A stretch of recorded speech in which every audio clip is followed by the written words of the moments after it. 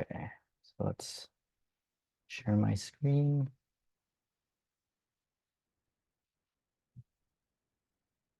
Okay, sweet. So hello, um, welcome to week 3 of this wonderful course. Today we're going to be going a little more into um, detail of a couple more sketching like tips and tricks, along with some other cool things. I believe we're doing assemblies today. So we're going to be able to take one piece, or sorry, not one piece, one part, and then turn it into, um, or multiple parts, and then turn it into an assembly by combining them. Um, but yeah, you'll see in a little bit. So yes, we're doing canvases and assemblies today. So we're just going to jump into the engineering fountain assignment. We're just going to be doing, sketching just like we were before, but we're going to be showing you a couple cool new tools, mostly the canvas tool.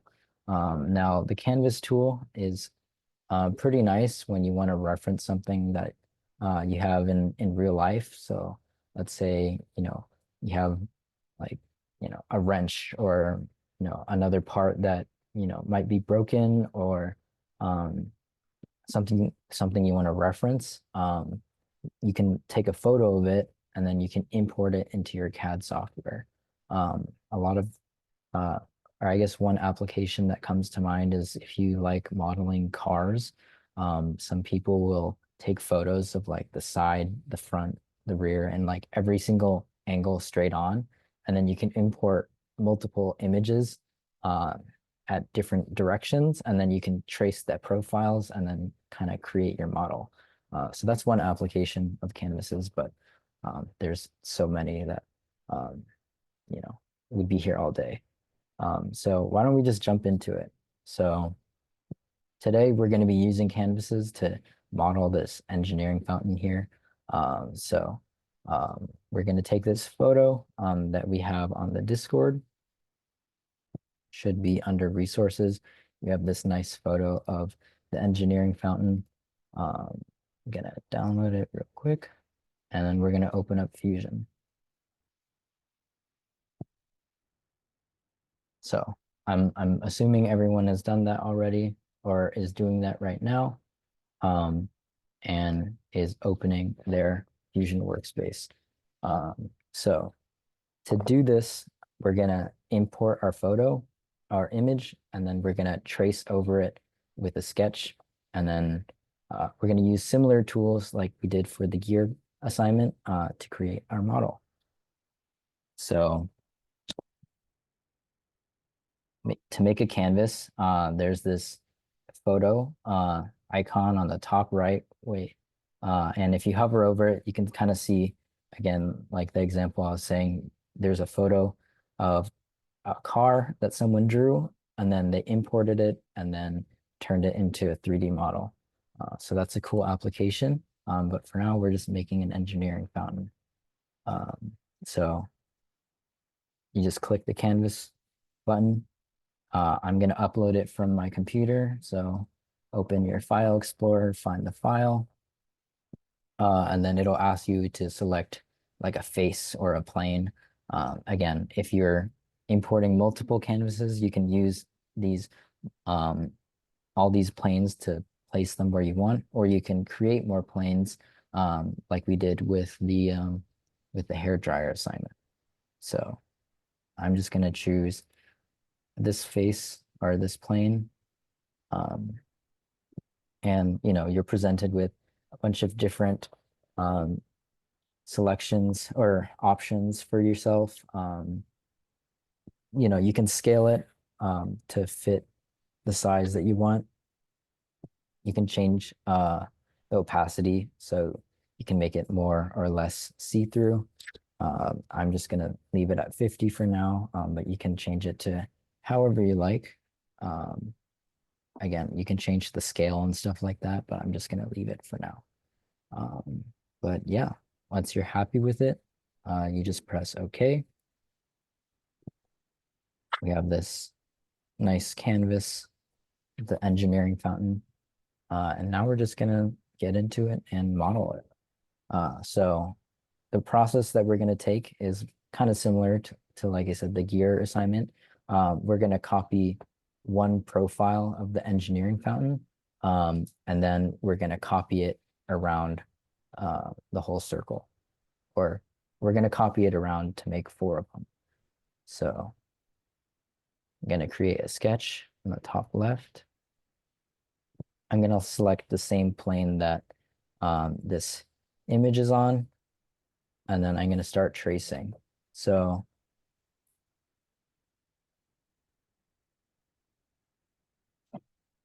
can't find it when you try to insert the image. I mean, Fusion should take any like JPEG or PNG file. I'm not really sure why it's not visible to you. Sometimes if you like download the image in a weird way on Discord, it'll like format the image incorrectly. So I would just try it again to make sure that you're saving it as like a JPEG or PNG. Um, but yeah. Yeah, the WebP file is probably unreadable from Fusion. So um, usually I click on the photo and then I right click and I save image, and it'll tell you like what kind of file type. In this case, it's a JPEG. Um, but yeah. Um, so I'm gonna start tracing this engineering fountain. I'm gonna just pick this right side, but you can pick the right or left. It doesn't really matter. So it doesn't have to be perfect. I'm just tracing it out. And for me, I'm gonna just start with this. And notice how like this line is extra long, but the cool thing is we can go back and trim it later. Um, but you might notice that this curve here is not quite um, a circle. So if you tried to draw it with a circle, it doesn't work. And it's actually because I believe the engineering fountain is modeled, or the curve on the engineering fountain is modeled after the e to the x function. Um, so fun fact for you if you didn't know. But because of that, it doesn't conform to a normal like circle or arc. So we're going to have to recreate that in a different way. And the way we're going to do it is with a spline. So similar to the wire on the hair dryer, we're going to create a spline right here, right next to the circle. There's the fit point spline tool. So I'm going to select it. And again, I've created these lines already. So I have kind of like a start and end point. So I'm gonna click on this top one, and then I'm just gonna start going down all the way to this point here. But I'm gonna do it by clicking multiple points along this curve, so it'll create a nice smooth transition from this point to the end. So I can zoom in, create a couple points. Again, this doesn't have to be perfect. I like to create a point at the edge of each piece, and you'll kind of see why later. But once you get to the end, I like how this is, so I'm going to click this check mark, and then it'll create our spline. So I'm going to move this to the corner here, and then I'm going to close these with just a vertical line here, and another one here, right? So kind of have 3 separate bodies right now. So I'm going to trim away with the trim tool. And now it is just 2 different um, closed um, closed shapes. Um, if you wanted to kind of confirm that, you can hide and show your canvas. So up here on the top left, there's these little eyeballs with the different things that you can select. Here, I can hide and show the canvas. So if I hide it, you can see how, I have two closed loops. Um, Obviously, I haven't defined them in space just because this is kind of a more arbitrary assignment. But you can see that they're closed because the insides are highlighted in blue. So you can toggle on these canvases whenever you find it convenient. And again, you can do it for sketches and bodies whenever you make them as well. So sketching this, pretty simple. Again, sketching isn't too bad, but knowing how to use the tools like appropriate time can, make your life a little bit easier. Uh, Again, all of these tools are tools that we've used before, but you can see how, um, they have very different applications. The last thing I want to do here is just create an arbitrary center line for these kind of pillars to be revolved around, or not revolved, but patterned around. So I'm going to create a vertical line over here. I'm just going to draw approximately down the center of this. And then I'm going to create a construction line, or I'm going to convert this to a construction line. So it's nice and dashed. These are all closed, and we're happy. Is everyone good here? Am I going too fast? Hope not. Okay, I'm gonna assume that everyone's on track, but if not, feel free to shoot me a message or something. We can get you up to speed. Um, but yeah, we've created our sketch. I'm not worried too much about dimensioning and making this fully defined for this assignment. So I'm just gonna leave these lines as blue. But again, when you're creating more precise drawings, want to make sure um, you want to make sure everything's fully defined. Uh,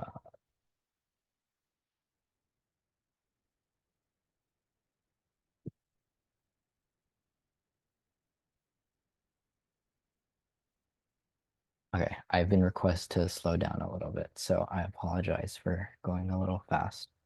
Is there anything that I should uh, go through again before we move on? I'm not able to get like the closed boundary areas Okay, within, so I don't know how to do that. Yeah. okay, so I'm hiding the canvas just to make this a little bit easier to see. But you to make a closed boundary, all the points on your lines and your splines have to connect. So um, make sure sometimes two lines are really close to each other, but they're not touching. So making sure that, the endpoints are like merged or coincident to each other is good practice. So like if I had a line here and a line here, if I like made these points really close, when you're far away, they look like they're in the same spot, but they're not. So uh, to fix that, you can go in, hold shift click, make sure the points are selected, and then just hit coincident, and then they'll be on the same spot.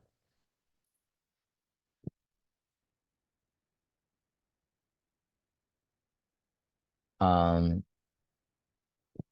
I can do the curve again. That if that might answer a couple questions. I'm going to show the canvas again with the little eyeball tool. For this curve, I'm doing the fit point spline again up here. And then I'm going to click my way down, having multiple points to make this transition smooth. In this case, I drew these two vertical lines. Um, and for me, it's I like to just have two of the points on my spline being at these endpoints. So if I trim it later, it makes my life easier. So again, fit point spline, I select this line and then click my way down, selecting that point, going across,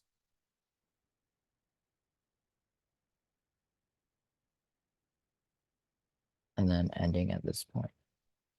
And then when you're finished, just press the check mark and you should have a spline. Obviously, there's a extra spline here that you want to trim away.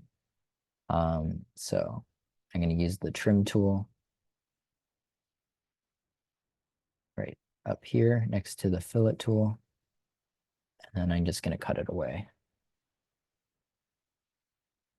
Now you might notice like this green line here, and that's just kind of representing like the curvature of the spline. You can kind of manipulate them with these kind of, each of the points can be like manipulated here. So you can see if I like rotate this, all of this kind of changes, but I just kind of want to leave it where it is. But you can adjust all of them by clicking on each point that you've created to smoothen out the curve. Um, you'll also see that this isn't closed, and it's because that these lines are construction. So to change it back, I'm going to click on this line. I'm going to find this construction tab over here, and then I'm going to change them back. And then you'll see now that these are normal lines and not construction lines. These shapes are closed, and then now they're solid. So I hope that answers some of your questions. I'm happy with this sketch, so I'm going to finish it up here on the top right. And then I'm going to extrude it. Now I'm purposely going to extrude it like the wrong way, quote unquote, in this particular scenario, just because just to show you how, extruding it in a weird way might uh, make your model look strange later. So for this, I'm going to select these two profiles. Again, it'll prompt you to do it up here. So you just click on the two um, closed shapes, and then you can change the distance. For the direction, I'm leaving it as one side, but you're going to see in a little bit how that might look strange. And then we're going to go back and fix it. So I'm going to set our distance. 10 is probably too much. Let's do it as 2. Yeah, that looks good. So I'm going to press OK. And now we have our engineering fountain, or at least the beginnings of it. Now, just like the gear, we're being a little bit lazy, and we're modeling one of them only to copy them again, right? And the advantage of doing this is so you only have to do it once, and then if you ever make changes to it, all of them will change along with it. Um, so to copy these around in a circle, we're going to use the circular pattern tool. And you can use this tool in both sketching and outside of sketches, right? So for the gear tool, we did it in the sketch, but you can also circular pattern bodies and stuff like that. So it should be under create and pattern, and then circular pattern. Sorry. And then it'll ask you like what kind of circular pattern you want. So in this case, I do want bodies, but if you wanted to circular pattern something else, like something from a face or a feature, you can do that as well. Um, again, I'm doing bodies. Um, it'll ask you to select the bodies. So in this case, I'm just going to select these two right here.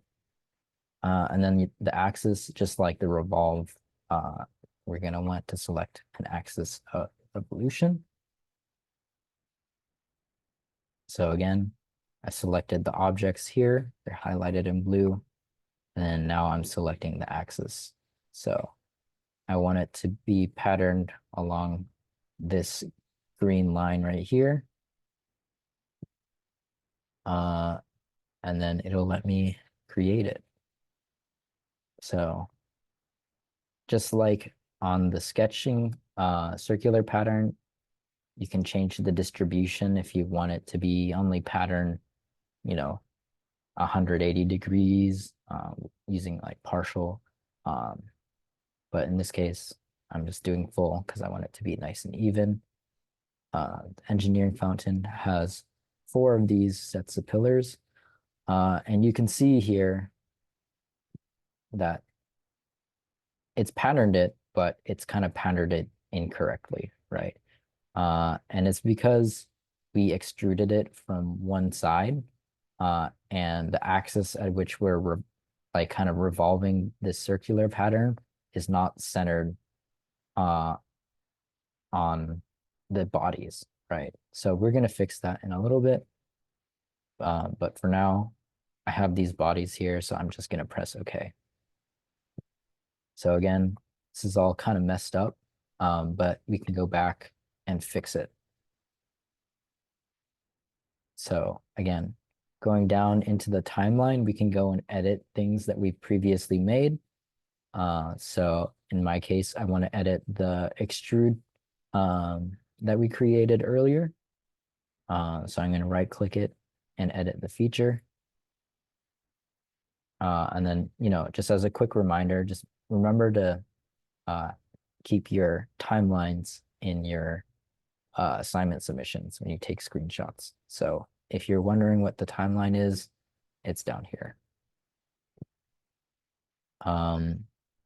So for this distance, I'm going to change it to symmetric. And then I'm going to change it to 1 because it goes 1 in each direction. So with that, you can see how the drawing or the sketch that we created runs along the center of the extrusion that we're creating because it's symmetric. So that's what we want. So you can see from that small change, we've already kind of fixed it. I kind of made my extrusion too thick, but you can see how they're centered properly now. So maybe 0.75 microns. Nope, not enough.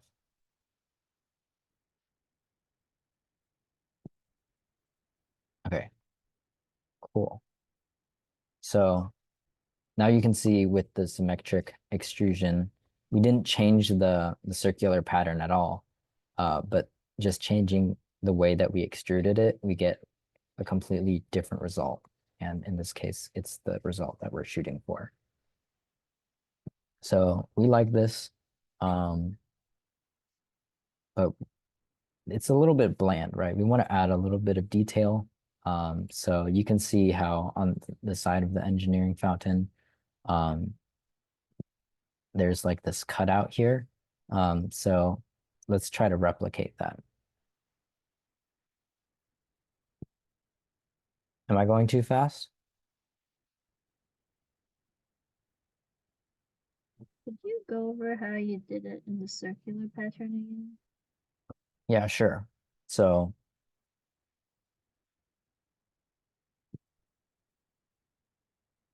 I have this extrusion here. And to create the circular pattern, similar to the gear tool, we're going to go under create pattern and then circular pattern. So here, over here on the right, um, it'll ask you like what kind of circular pattern you want. In this case, we're copying like these bodies. So it's set to bodies. Because of that, it'll ask us to select which bodies that we want to circular pattern. So you just click on the two bodies, and then you have to specify the axis right underneath.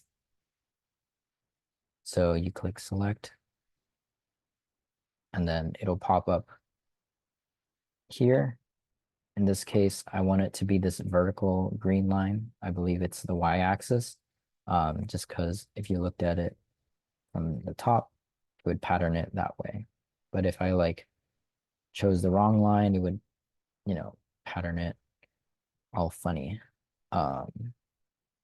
If you ever make that mistake, then you can just click the X there and then reselect it to be the correct one. The distribution is full to evenly space it around, 360 degrees, and then quantity is 4. Okay, thank you. Mm-hmm.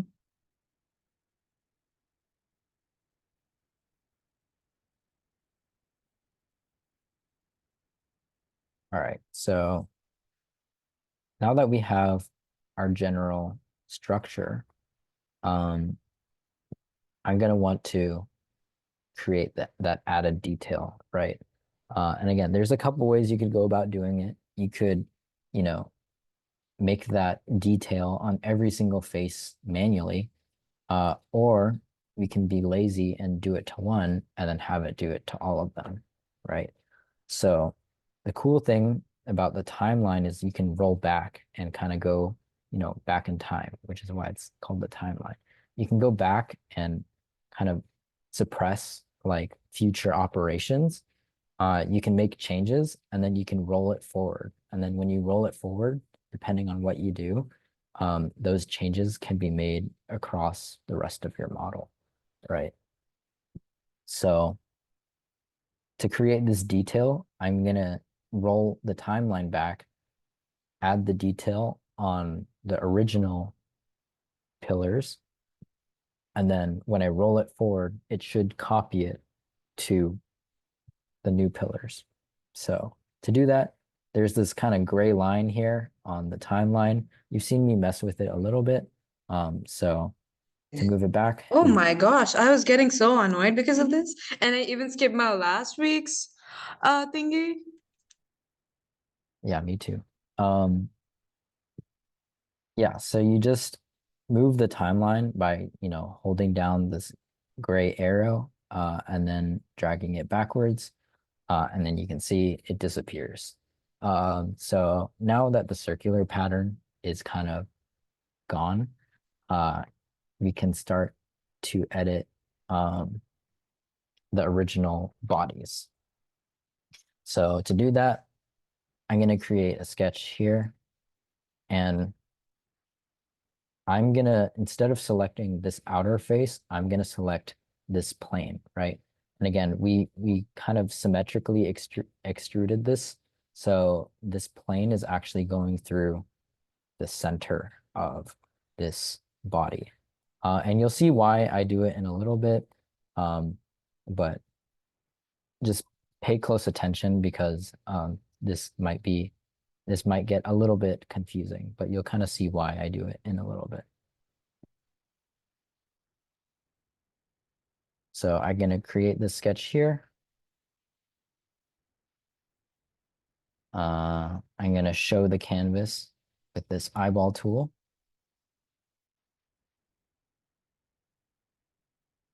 And then I'm going to trace this detailed section out.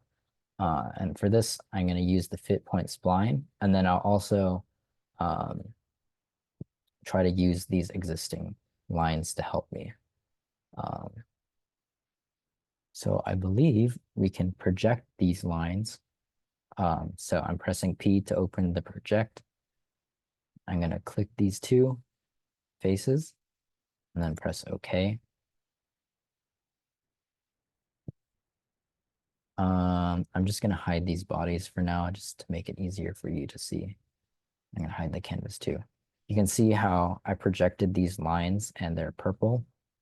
So it's referencing these bodies that we already have. I'm just going to keep them hidden for now just to make it easier for you to see. But now I'm going to use some more splines to draw this in more detail. Wait, can you show how you projected one more time? Yeah. So you need the bodies to be visible to project the lines. I'm gonna delete the projected lines first. So my bodies are showing. I'm gonna press P to project. I'm gonna select these two faces just by clicking both of them. And then I'm just gonna press OK. And then it should create those lines that we, or the lines that we initially drew.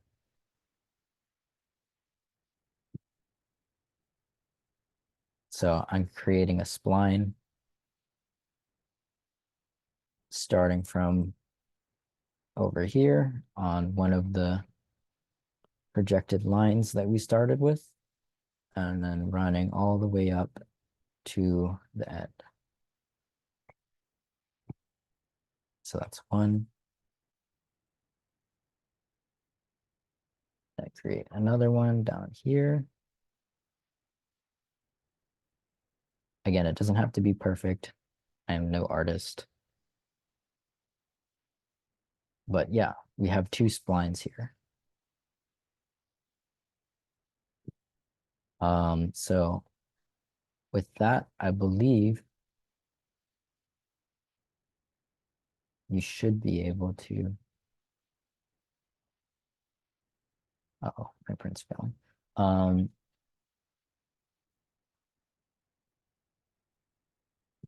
You should be able to use these. Oops, I exited the sketch. Use these lines to draw over them to create your detailed cutout. So I'm using the line tool. I'm tracing over projected lines. And then that then separates the two bodies. So you can see how I use the projected line and then I kind of created two partial lines here. And then it allows it to separate these two. It doesn't really do it here. So I'm going to create three more lines. And you can see now these kind of closed closed shapes are separate. So again, I'm using these projected lines so I can keep like these edges consistent. So when I go to extrude it, it'll, cut it out from the very edge. Does that make sense?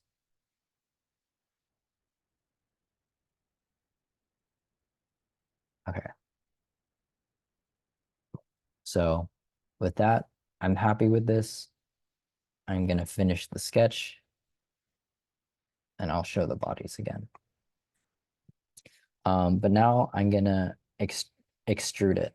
And I'm not extruding it outwards. I'm extruding it inwards. So I'm actually going to cut it. So I'm going to hit extrude. And this is where it might get a little bit complicated. But you'll see I started from the center. So I don't want the extrusion to start in the center. I want to start it from the edge. So instead of this center profile plane, which we sketched on, we're going to select the object. So I'm going to select this face. And then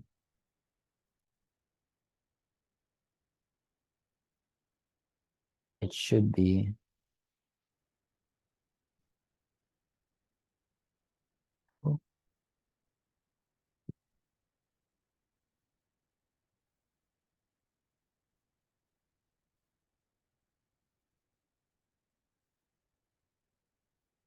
oh, that's why. need to select the profiles. So because I drew the profile on the body, it's kind of making it hard to select because it's just thinking that I want to extrude this body right here. So to change that, I'm going to hide the bodies, and then I'm going to select the two profiles, and then I'm going to show the bodies again. So again, if you drew the sketch in the center like me, when you go to extrude it, you have to specify which bodies you want to extrude or which profiles you want to extrude. So I often hide the bodies, select the profiles that I want. In this case, it's these two bottom ones, and then I show them again. And then I'm starting from an object because I want it to start on this plane. The distance should be negative in this case because the arrow is pointing outwards and I want it to cut inwards. So if I set it to like negative 0.2, maybe even 0.1, you can see the preview shows that I'm cutting into the body that I have. So I like that. So I'm just going to press OK. And you can see we have the detail that we're looking for on this side. Now, we have this detail here, but this side doesn't have it, right? So there's a number of ways you can go about doing it. You can do another extrude and then do the same thing, but select this as an object. But I believe you can also mirror it. So for me, I'm going to choose to mirror this, but if you wanted to do another extrusion, that is perfectly fine.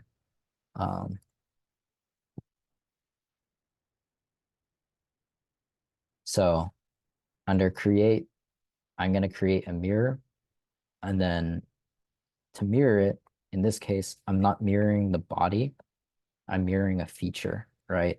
So I can mirror a feature by changing it over here. And I believe you just click on the feature in your timeline and then the mirror plane. So in this case, I want it to be mirrored along this plane right here. And again, this is why we did like the midpoint, the mid plane for to start, because you can do stuff like this. At least it makes it more convenient. So you don't have to add a new plane in the middle of it, if that makes sense. So I'm happy with this. I'm gonna press OK. And it didn't work. Nice. Let's try that again.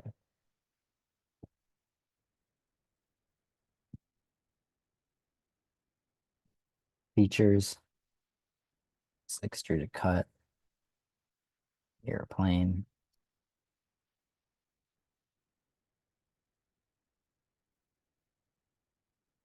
There it goes. Okay. So I think the first, it said compute for some reason, but I think it was just trying to guess what I wanted to do, but it didn't do it. It didn't guess correctly. So in this scenario, I want it to be identical because, you know, we're doing the same thing identically on both sides. At this point, I'm realizing I could have just drawn it on this face and it didn't really matter, but that's okay too. But yeah, you can see now that we have all this detail on this one pillar. So we're happy with this pillar. And you'll see now that when we pattern it, it'll duplicate all of the stuff that we've done over to the other three. So to bring it forward, I'm going to have this gray bar here. I'm going to drag it forward, and then bam. All of the features are now duplicated. So that's what we're looking for. I believe the last part of this assignment is just adding a base to it. So I'm just creating a sketch, clicking on the bottom face of one of these, and then I'm just drawing a circle a little bit larger, and I believe there's a hole in the center. So I'm going to draw a second circle. I'm just going to leave this as an arbitrary circle for now, just because, you know, this is kind of, it's not super well defined. I'm going to finish it. I'm going to extrude it. I'm selecting only the outer circle. And sometimes it doesn't select that part. So I want that too. You can see the highlighted areas, what it's going to be extruded. I want to extrude it downwards. So it's going in the arrow is going in the right direction this time. And then I'll just press OK. And yeah, that's the engineering fountain for you. I know I went a little bit fast on that one. So does anyone have any questions or want me to go over something again?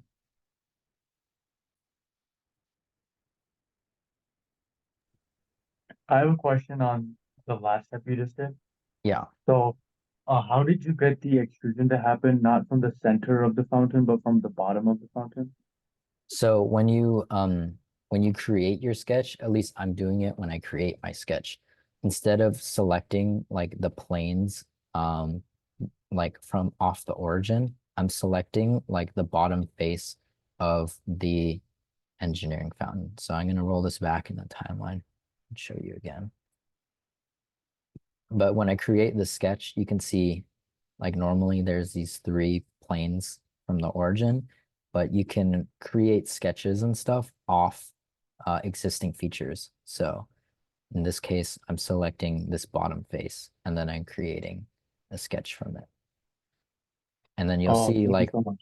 when I rotate it, it's not on the origin, it's on this face. Yeah, thank you. Yeah. And I'll be right back. My printer is failing.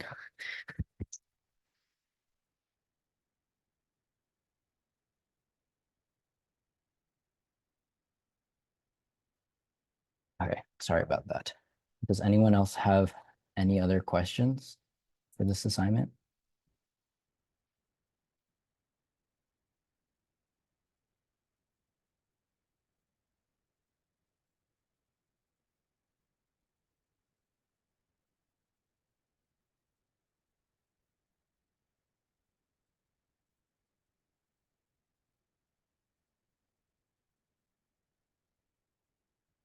No? Okay, cool.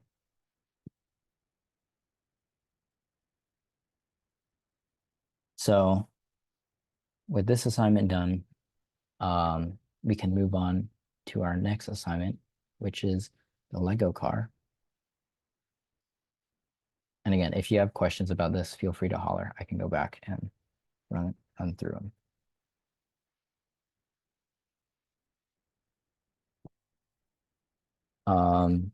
Okay, yes, the Lego car. So now that all of you have some experience designing individual parts, um, you know, I'm sure many of you have been wondering how you put these individual parts together, right? Because a lot of the times the things that you're making aren't just one piece, right? You might have a gear like and an axle, and you want all of them to work together. And you want a way to visualize it on your computer. And you can do that in Fusion with assemblies. And you can do it in a lot of other CAD programs as well. But we're basically going to create a new document that will house all the parts combined, and then I'll show you how to put them together. So in the end, what we're aiming for is this Lego car right here. And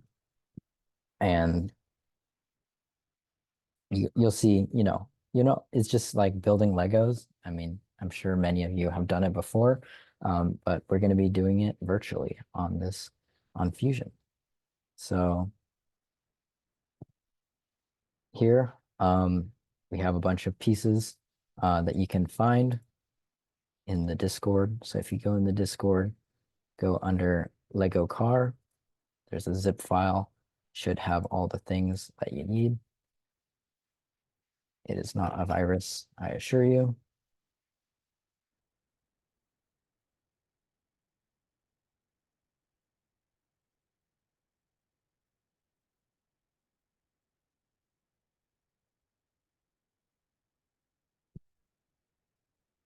So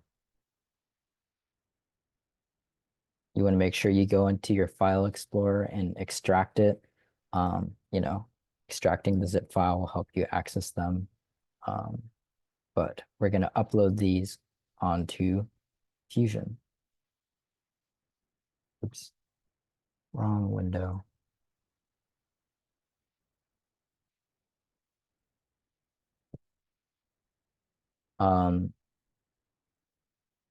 So on Fusion, I'm going to open up the data panel over here. It's like the square of squares. And then to stay organized, I'm just going to create a folder because we're downloading or we're uploading a bunch of parts. So I'm going to call this Lego car. You can call it whatever you like. Over here, I'm going to double click it, go into the folder, and I'm going to upload files. Just like we did for other assignments, I'm going to select files. You can drag and drop if you like. I'm going to open the unzipped folder, select all the pieces, and press open. It'll ask you to kind of confirm that you're uploading these parts. And I do want to, so I'm going to upload them. And then it'll take a minute to populate, but it'll do it eventually.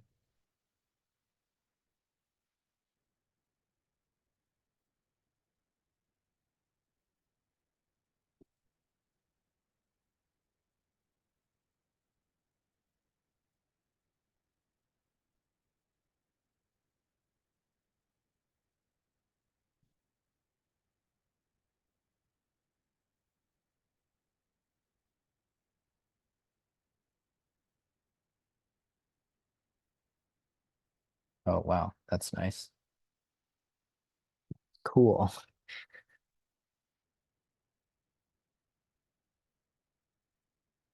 Well, I guess I gotta try that again. So if you didn't notice, or if you didn't see, Fusion crashed for me. So I'm gonna restart it real quick. Hopefully it doesn't take too long.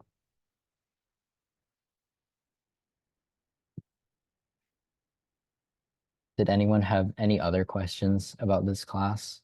Um, I know I'm gonna be introducing the final assignment or the final project at the end today. But if you had any like preliminary questions about it, I'd be happy to answer.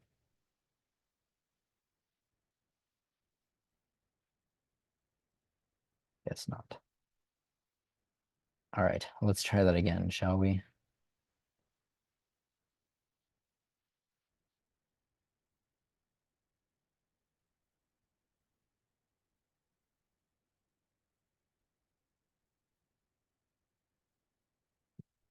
Okay, it uploaded for some reason, but it decided to crash too. I think it's missing it's missing a couple parts.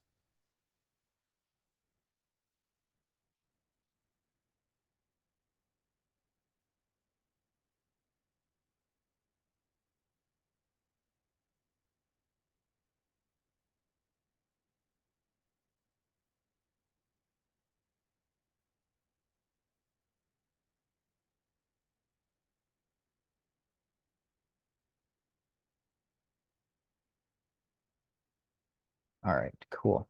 I hope you had better luck than I did. But if not, I'm so sorry. But yeah, now that we have our parts imported, we can start to build our assembly. So to do that, look away. To do that, you're gonna have to save your document just to like, you know, have a document to put the assemblies in.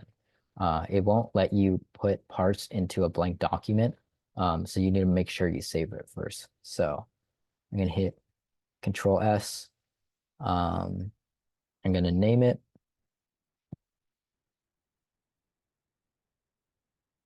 Hit save. We'll create the file. And then now I can start inserting parts. So again, I'm going to create an assembly by just dragging pieces in. So I'm going to start with a piece that I find like is the base. How do I make a folder? So okay, someone's asking, how do I make a folder if I don't have a folder button? So what might be the case is you might be in this kind of home area. You kind of want to create a project. Um, for me, I just have a project for the class. But oftentimes when I'm making things, I create like a project for like a certain like well, yeah, for the whole project. Like if I'm making like a car, I'm going to create a project and then put all the parts inside of it. But I just have a project for this class in this case. So create a project and then should have a new folder selection when you enter the project, and then you can upload it into there. If not, then I can help you troubleshoot in a little bit. So again, when I create assemblies, I like to start off with like a quote unquote like base piece. And oftentimes I'll choose a piece that, you know, is like a good foundation for what I'm building, right? So like in this case, like I don't think I want the base of the car to be like the tire, right? I want it to be like a nice large piece that I can, you know, add other things to. So in this case, I'm going to be using this 2x6. Again, you can kind of pick whatever piece you want, but a lot of the times I like choosing like a big part or a part that's really important or something that connects to a lot of other things. So to insert it, you can just drag and drop, or you can right click and then do insert into current design. It'll insert the piece. It'll give you a couple options on like where you want to put it. I just kind of like where it is just because it's the first piece. It doesn't really matter that much. But if you kind of want to rotate the piece, you can use these right here. And you can kind of use it to get it into your like closer to your desired position. In this case, it's the first piece, so it doesn't really matter. I'm just going to press OK. And then I'm going to lock this first piece in place, right? So how these assemblies work is we're going to make something called joints. And joints will like allow you to put pieces together, right? And when you create a joint, these pieces will kind of fly into place. But you want to have a piece that is kind of well defined in space. Just like how we like drawing off the origin from a sketch, we want to kind of use this base piece as our origin. And to do that, we have to fix it in place. So over here, you can see the part selection. You can right click it and you can set it to pin. So um, pin should make it like stuck in place and it'll make sure that any joints that you create will be will have the new parts that you insert in fly to this base piece. So I'm going to pin it here. And now you can see I won't be able to move it. I believe you're supposed to be able to move things, or if you wanted to move things, you can like right click and then do like the move command, but you can see because it's pinned, it won't allow me to move it anywhere, which is good. So now that we have our pin piece, we can start building on top of it. So for me, I'm going to click this piece right here. I'm going to drag it in. And you'll see the initial position is like phasing through this base piece, right? And we don't really want that. But what I like to do is I like to move the part in the general like position and orientation that it is gonna be in, but not exactly, right? So if I moved it up like here, that's like basically exactly where I want it. But I like moving it slightly away just so I can visually watch the piece that I'm joining together fall into place, right? So in this case, putting it a little bit higher is okay, because if we're referencing the drawing, it's going to look like this, right? So I like this position. I'm going to press OK. And you can see if I orbit around, obviously this piece isn't in the right spot. So how are we going to change that? We're going to create joints.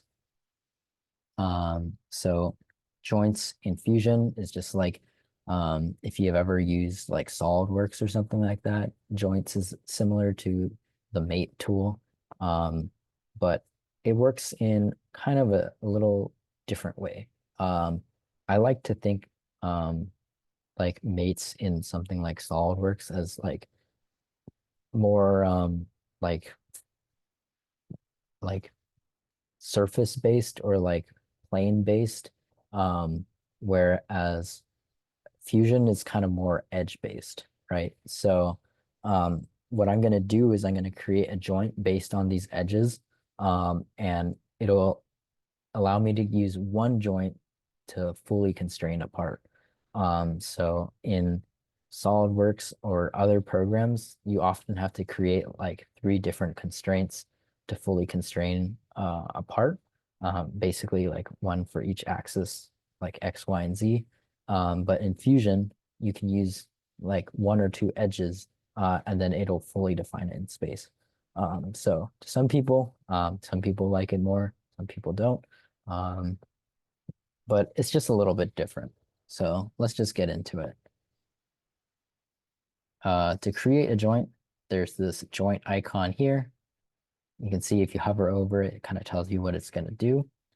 You can also go under assemble and joint, or you can just press J. So again, multiple ways of doing things. There's a bunch of different types of joints that you can create.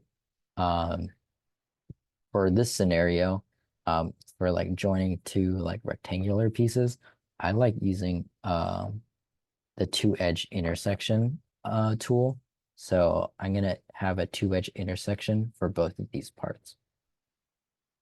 So I'm going to select 2-edge intersection, and you can see the selection tools will kind of expand to show that you need to select 4 different edges. So I'm going to start with the first one. So edge 1 is going to be this horizontal line here.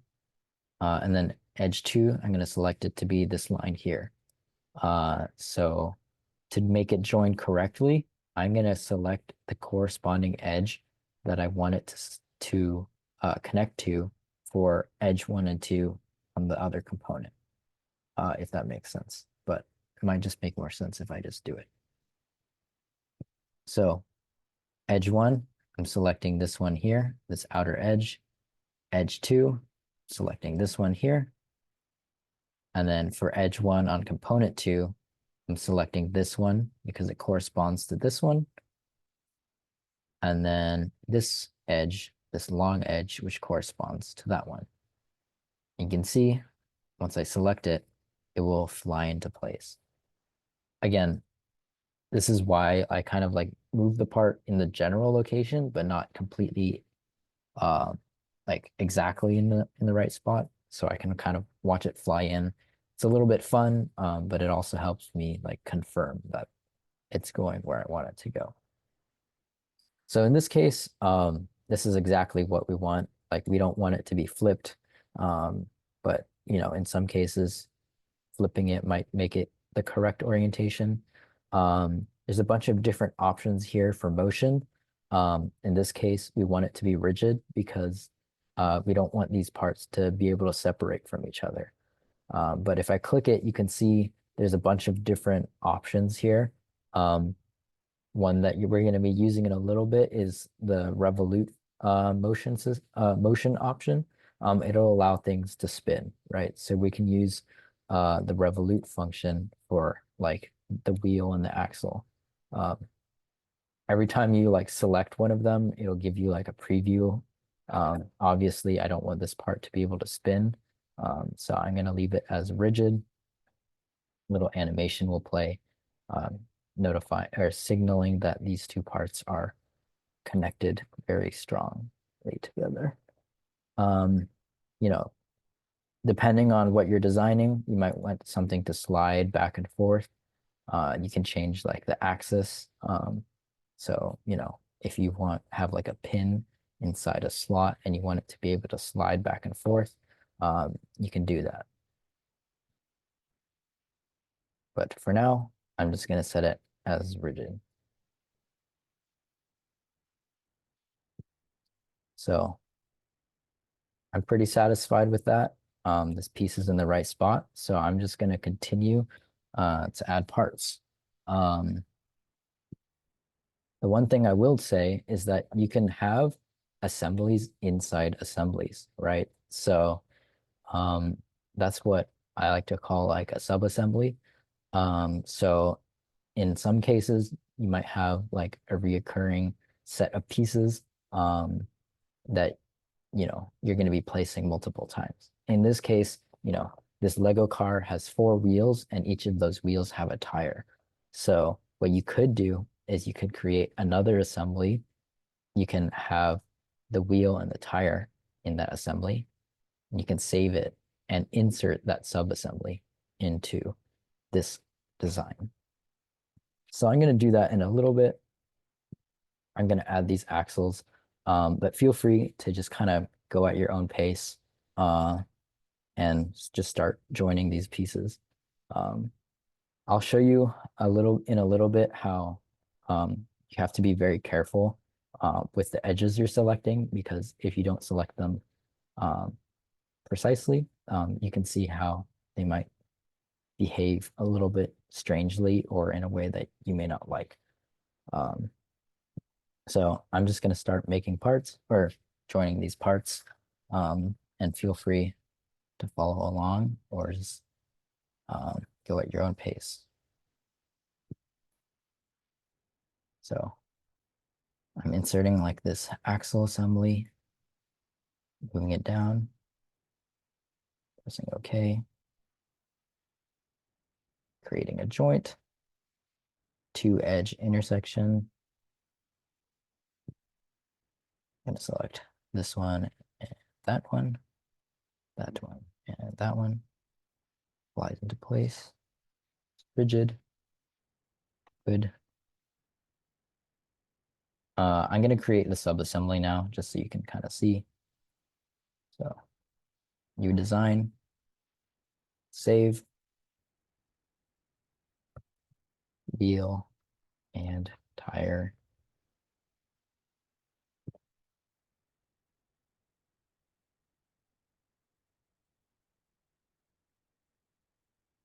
Where did the wheel go? Okay, here it is. Inserting the wheel. Good. Again, right-clicking the object, pinning the first one so it doesn't move. Inserting the second one. You can see how it looks like it's in the right spot, and it probably is. But I want to make sure I do it with a joint. So I'm going to move it away, and then I'm going to create my joint. For round things, I like to use the simple joint. So I can just select this edge here, and then I double click the other one, and it flies into place. I'm satisfied with that. I'm going to make sure to save this. And now I can insert these as a subassembly. So going back to the Lego car, I can now drag in my wheel and tire file, and you'll see that it's both of them combined. Now, I believe this tire is backwards, so yeah, it is. I'm going to rotate it 180 degrees. And now I'm going to join this assembly, this subassembly to the main assembly. And this is where things can get a little bit more tricky.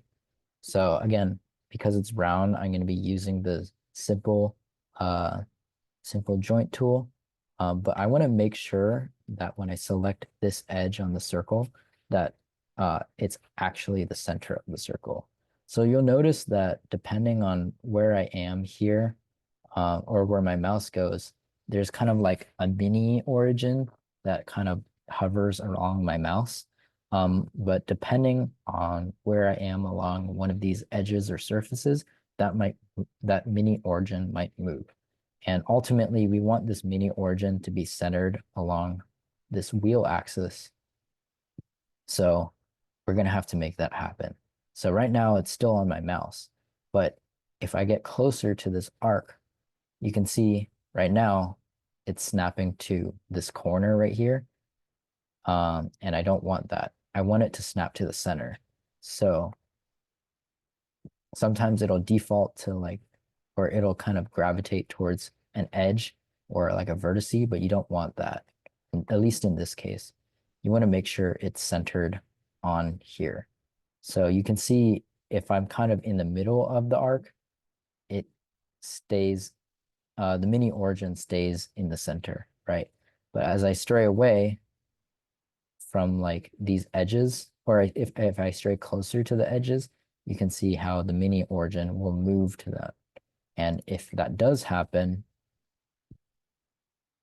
and let's say, select this edge right here. If I change this motion up here to revolute, you can see how the wheel isn't spinning the way I want it to. You see, if I preview it, it's not spinning true, right? And we don't like that. So to fix that, you want to make sure that when you're specifying the point, the mini origin is on the center. So here, it's on the center. And I'm going to select this here. And now that the motion's under revolute, if I preview the motion, you can see that it's spinning the way I want it to. You'll also see that the tire didn't go with it, but don't worry, because once you confirm the joint, then all the other things constrained to it will fly into its position. So this tire will go to the right spot. So with this, I'm happy with it. I'm going to press OK, and you can see now the tire and the wheel are in the correct spot. If I drag it or I hold down, you can see that I can spin it, which is nice. The only other thing about this assignment is that you just want to make sure to add appearances. So to add appearances, you can right click the part or just press A. And then you add whatever colors you like. Again, make sure that it's not like gray, because if it's gray, then I'm going to assume that you didn't apply color.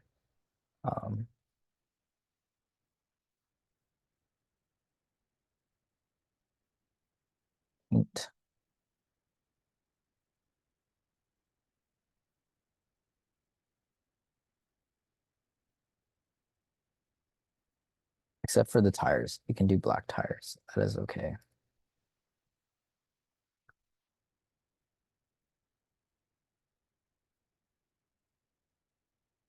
But yeah, that is basically all that you need to know for this assignment. So I'll just let you have fun with this. And then maybe we'll be back in 10 to 15 minutes. Feel free to holler at me if you're having trouble with this, and I can run you through it again. Hey Andrew, could you show how you constrain the wheel to the tire again, Yeah, or sure. the joint them? So are you trying to do the wheel and tire subassembly, or are you trying to constrain it to the axle? The subassembly. Okay. So you want to make a new document. So up here, just like making a new tab, you make sure to save it. So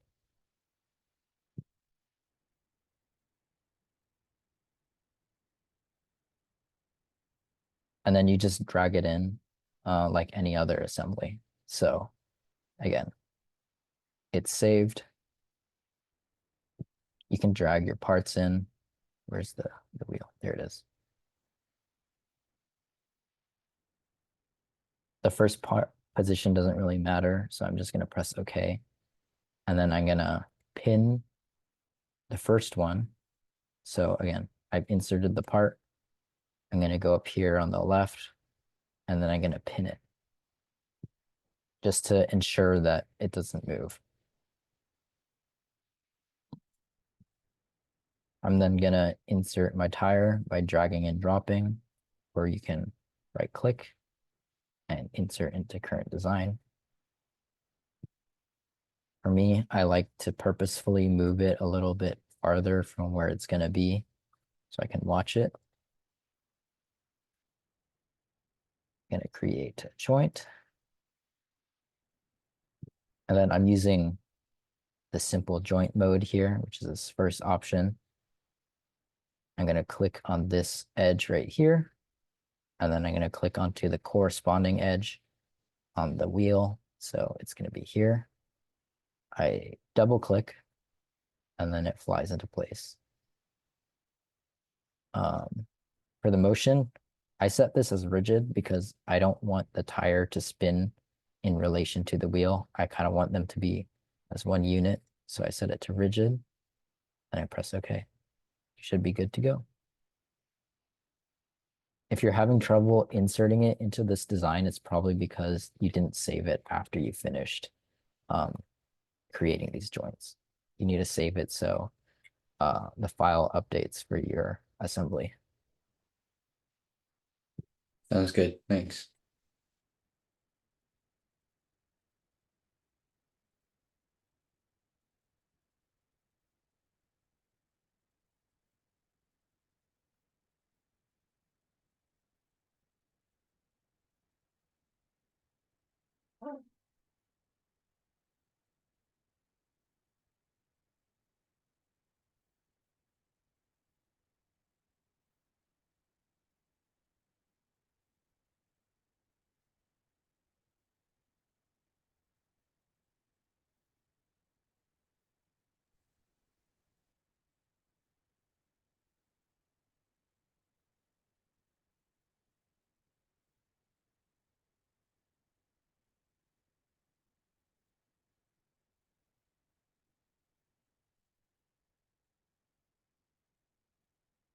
Does anyone else have any questions?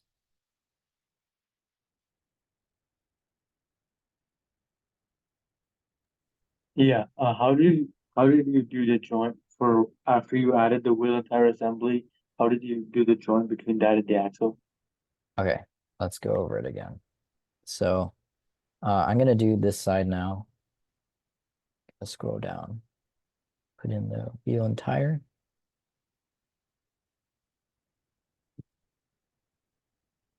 Again, I'm just moving it to an arbitrary place.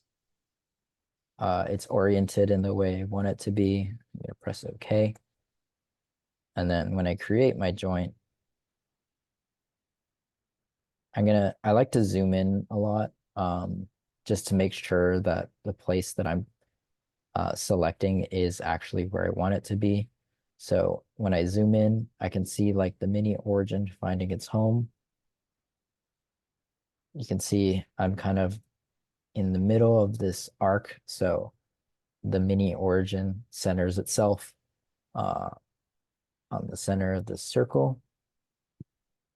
So I'm going to select this one, and then I'm going to select this one right here, this edge, kind of the end of this axle before it butts up against here. When I double click it, the tire moves into place. I set the motion to revolute so it can spin, and it'll also allow you to confirm that it's spinning in the way that you want it to. Again, don't be worried if your tire doesn't go with it, because once you press OK, then it will go and follow you. Awesome, thank you. No problem.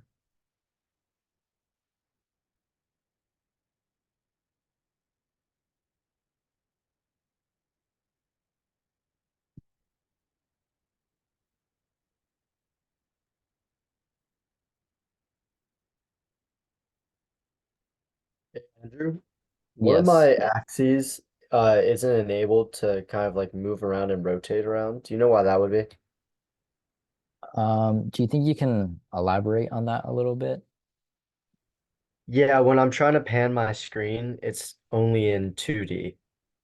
It's only in 2D. Like, is it only allowing you to go side to side like this? Yes, and up and Okay, down. and up and down. But you can't orbit. Yes, correct. Okay. Are you using a mouse Yes.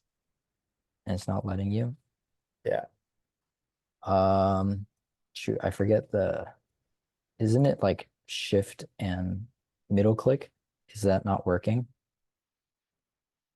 Or is it No, it's control and not. middle click? I don't remember because I changed my mouse controls. None of them are working. Yeah, no. I can try and make a new um design. Does the view cube work if you like drag the cube in the top right corner? Does it orbit The view cube only orbits around the I origin? think it's the y-axis. Okay, yeah. Sometimes um you accidentally like um change the orbit setting or one of these down here. Maybe if you're like in the pan selection, it won't allow you to rotate right here.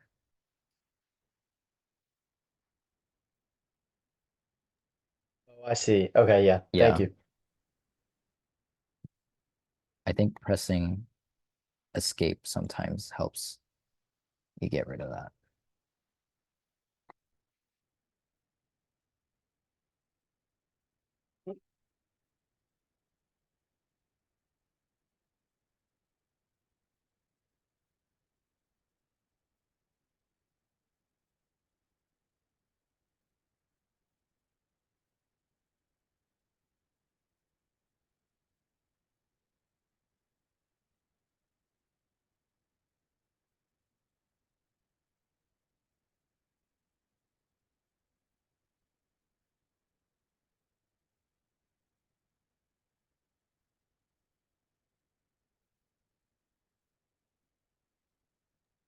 When I'm trying to join the wheel and the tire to the main body, it's not really aligning. Could you repeat how you did that?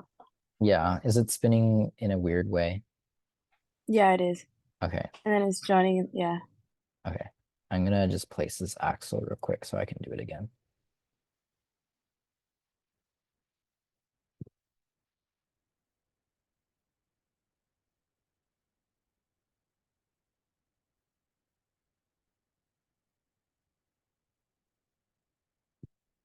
Okay, so inserting the tire,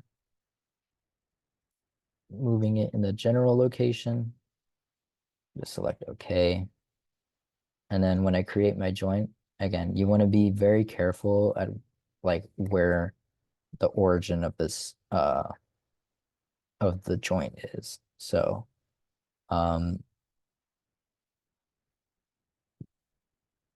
you see that like if I'm close to one of these edges, it'll kind of snap to the edge instead of the center of the circle. So you need to make sure you need to move your mouse in a position where um, the mini origin, I like to call it, is on the center. So like right now, when it's just my mouse is floating, you can see this thing following it. And if it's not in the right spot when you click, then that's probably what's going to mess up your joint. Though I do realize that you could also just click this outer edge and it should work. So if you click this outer edge, you can see it snaps to the center, which might make it easier. But I like doing it from here just to kind of demonstrate that you have to be careful at where you click, because if not, then it might not join where you want it to. So you can see now I've clicked it, and then you can see how it's centered on the center of the wheel, which is good. I'm going to zoom in and then click on the center or this edge here. You can see how it snaps to here in the center of the axle. Oh, it snapped the tire this time. Interesting. And then I set it to revolute. And then okay. And then it should spin like it's supposed to.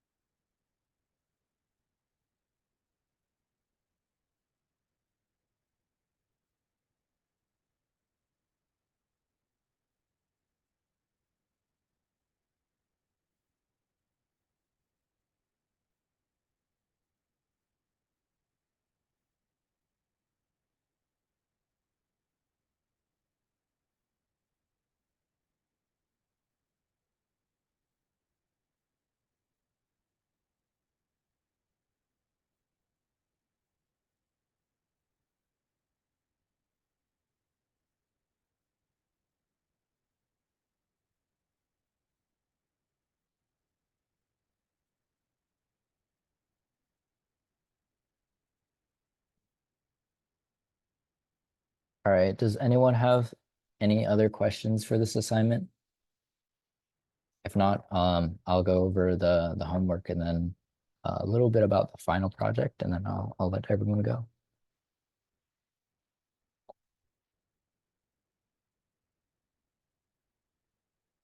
All right.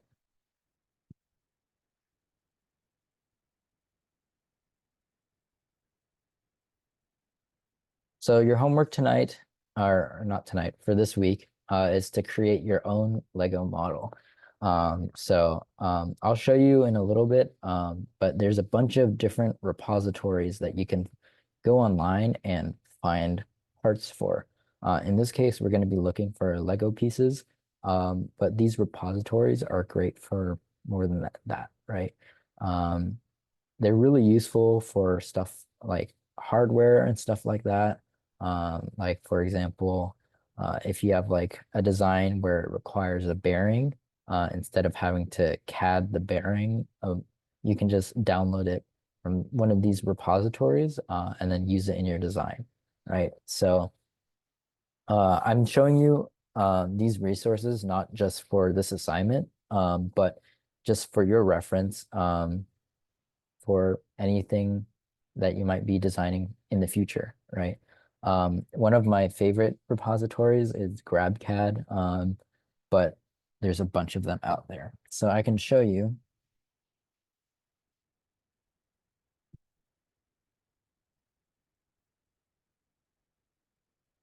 So if you look up one of these repositories, and for example, I'm going to look up GrabCAD. I can't spell.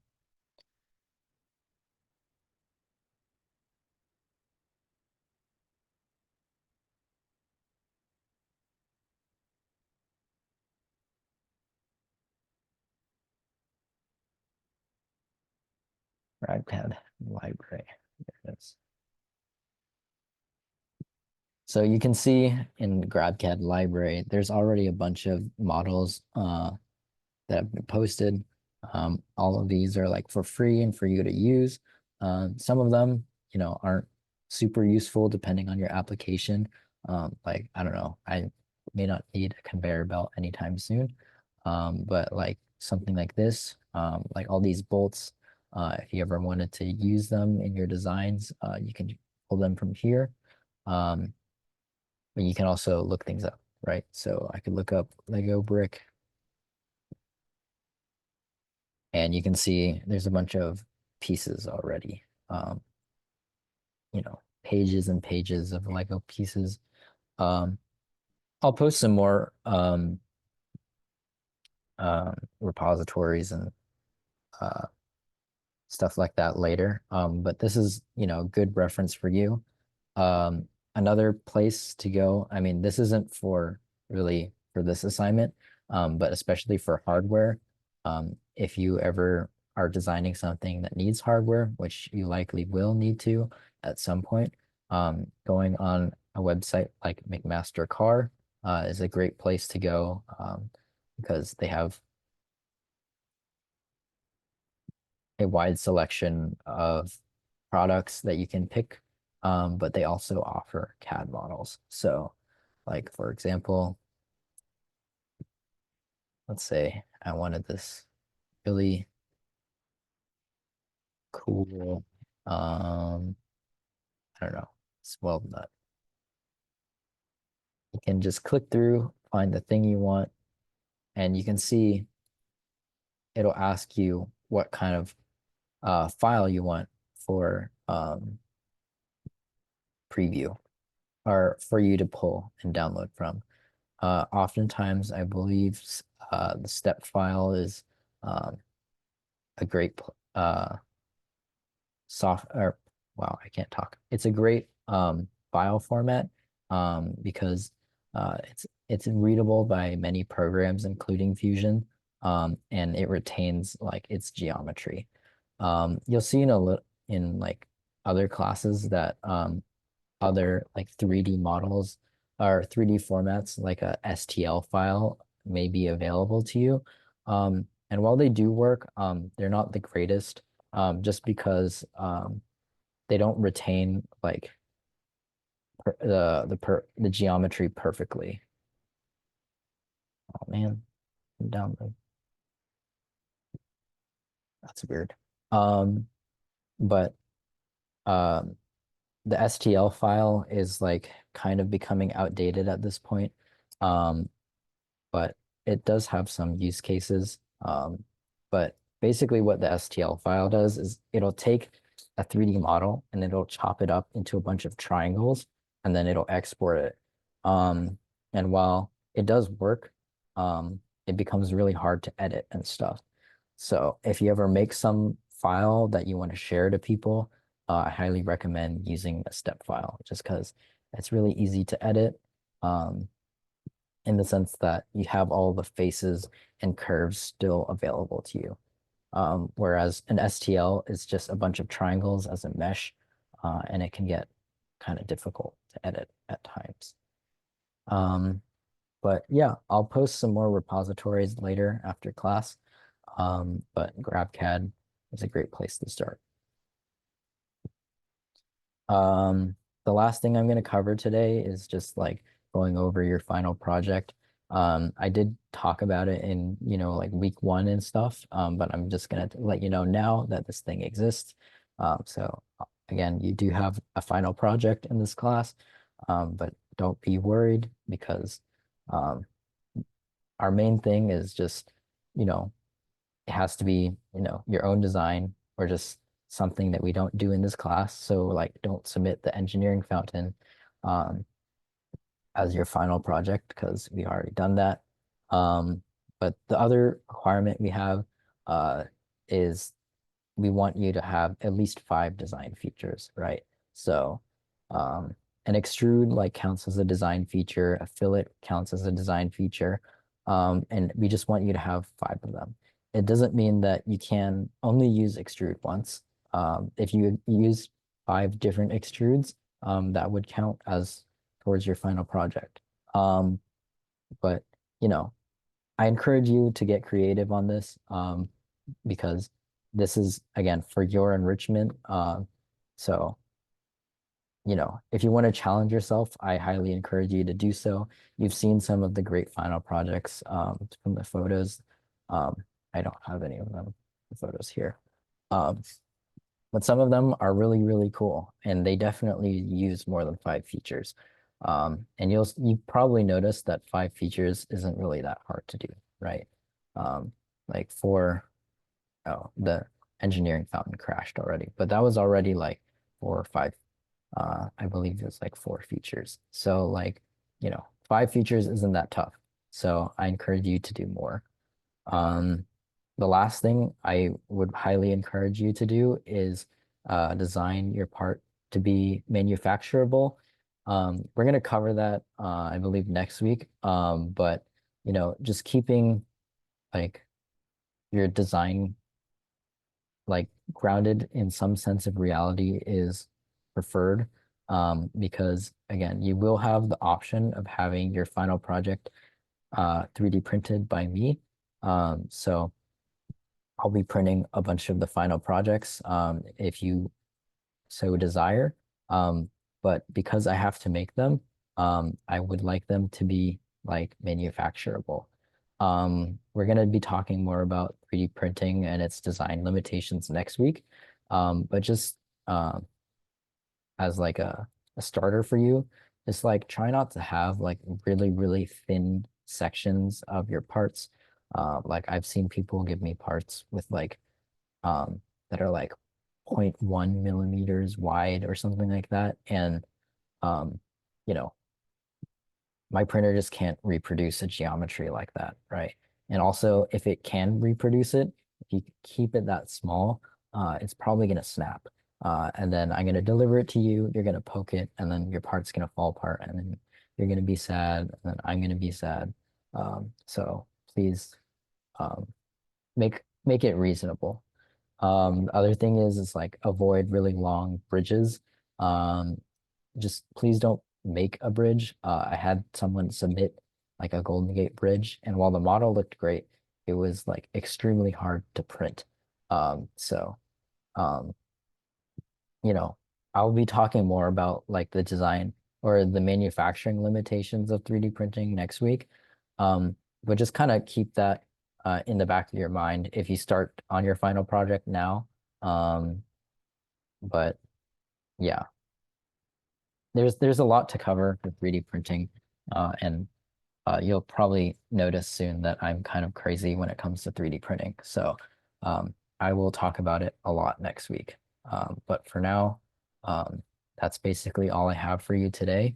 There is an extra credit assignment if you so choose to do it, which is the Amelia Earhart airplane. You can get 20 points extra credit, which is pretty sweet. But it is surface modeling, which I don't really cover in this class. So it's a little bit different. But if you want to go for more organic shapes and stuff like that, surface modeling is the way to go. But yeah, other than that, you are free to go. Thank you. Sorry, I was a little bit late today. Sorry for the traffic. But I'll stick around if anyone has any questions. Make sure to fill out your attendance form if you haven't already. And yeah, I'll see you next week.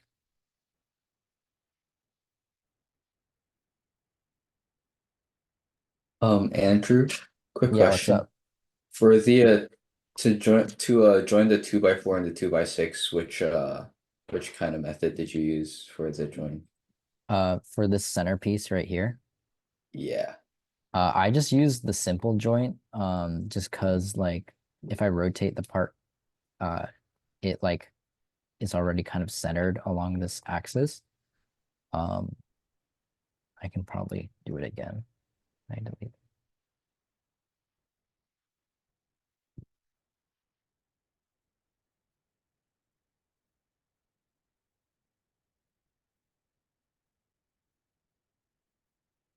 So I just like rotated it 90 degrees and I moved it down, but I didn't really move it left to right because it's already kind of centered.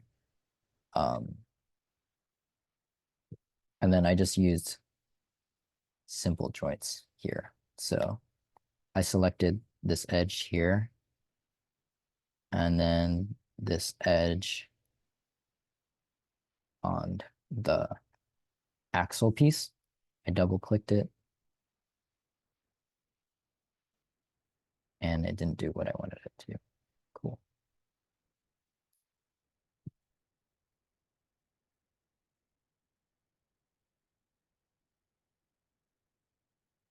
You can also like, you can drag the piece into place using the slider once you've created that joint, and then press OK.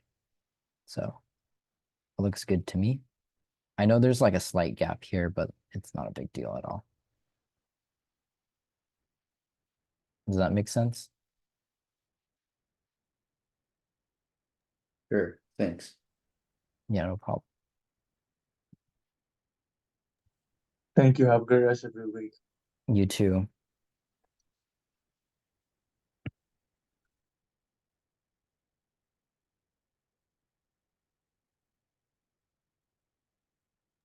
Actually, I have a question about the fountain. Yeah, what's up? When you extruded the details, you said to do the negative thing, but mine does. I don't know why, but mine isn't like appearing on the surface of the body. Okay, You like, yeah. Okay, 1 second. I have to remake it.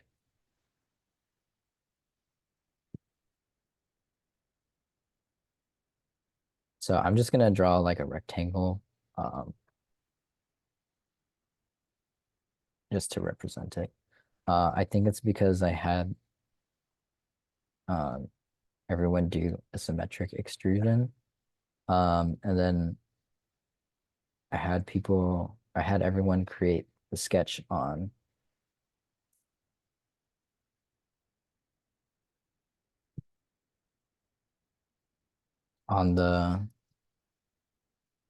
the plane, like in between the symmetric extrusion.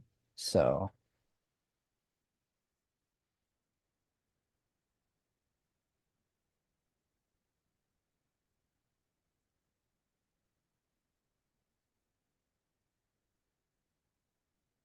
um, when you go to extrude it, because like the sketch is uh, inside the body, it probably won't let you select it, just because it'll assume that you're selecting this face. So I actually would hide the body and then I would select the profiles and then I would show the body again. Um, and then instead of starting on the profile plane, which is the center of this piece, I had it start on the object. So if I change it to object and I select this face, um, then when I go to extrude it, oh, it's back. It's the wrong way. If I change it to -4, when I go to extrude it, it'll cut into it like that. That was like kind of complicated. I probably could have done it in a better way. Um, So do I but repeat that for both sides? Or... so yeah, you could repeat it for both sides, or you can mirror the feature, right? So there's like the cool thing about CAD is that there's more than one way of doing things. So if you wanted to, you could repeat what I just did to the other side, and that'd be perfectly fine. I just chose to mirror it just because I was showing you that you could do it in a different way. Um, so if you wanted to mirror it, um, I changed the object type to features. I clicked this extrude, and then Wait, for the how did you plane, do it? what's up? How did you change it? How did you change the... The object type Oh, oh, to features. okay. Yeah. Um, and then for the plane, has to be this plane here. Again, I'm having trouble selecting it, so I sometimes hide the body. I click on the feature and then or I click on the plane or feature, um, and then I show the body again. Um, in this case, I don't want it to adjust it. I want it to be identical because I want it to do the same thing that I did on the other side. And then it will mirror it. Again, I kind of did it in a complicated way, and that's kind of my bad. But um, I'm trying to show that there's more than one way of doing it. Um, like a simpler approach could have just been um, you just making the sketch on this side and then um, either mirroring it or doing another extrude on that side, and then you probably wouldn't have to hide the bodies like I did for this one. Um, but yeah, there's like no wrong way to do it, if that makes sense.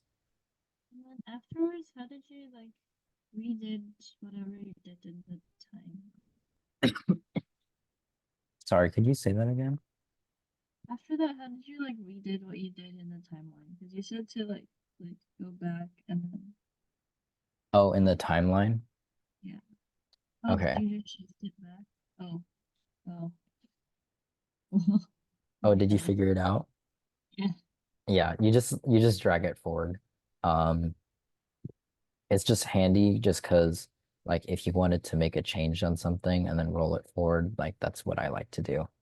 Um, you know, obviously there's cases where you don't want to do that, but um, I'm just showing that feature if it's useful for you.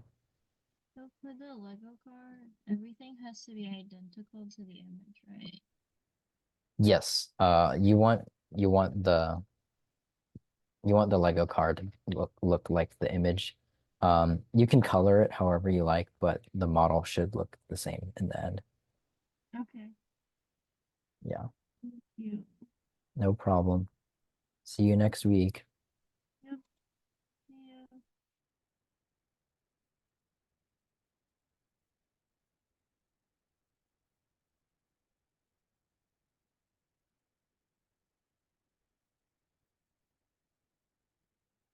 Yeah.